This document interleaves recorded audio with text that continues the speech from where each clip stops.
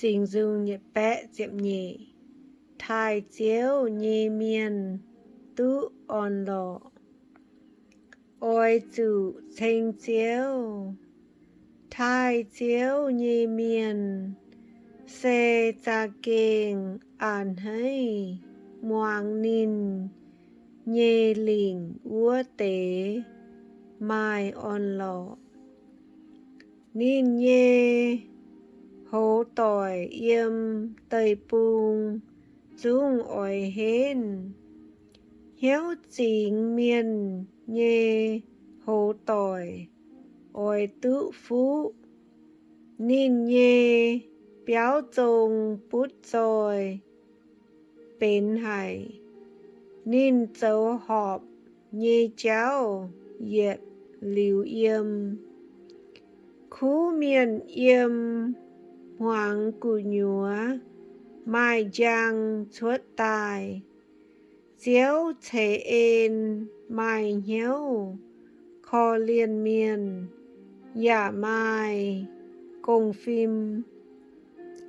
Dấu hiếu chăng, cá cả nai, bùn miên úa tàu tú lũng.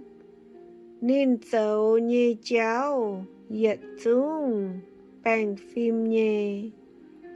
Quầy chủ khú miên, yết lưu mai, chủ đàn tống. Miên yết lưu, ôi chàng ninh. Ninh mai cầm dìa, chiếu nhê phiến.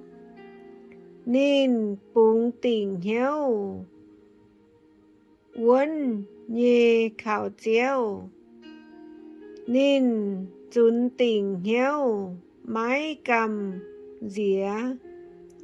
Chúa thảo bọt, ninh nhê, win quang, dù xuôi dình.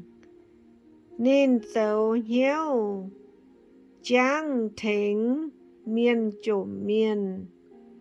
Ninh dấu họp nhê cháu, yết lưu yêm.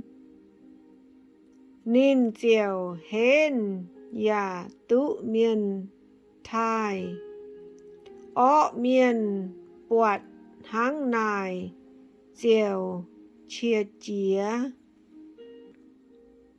Ngạt chén nhà, giả. Bài chén dìa, ó miên hám ỏi tú nhê. Giang nài, bà mẹ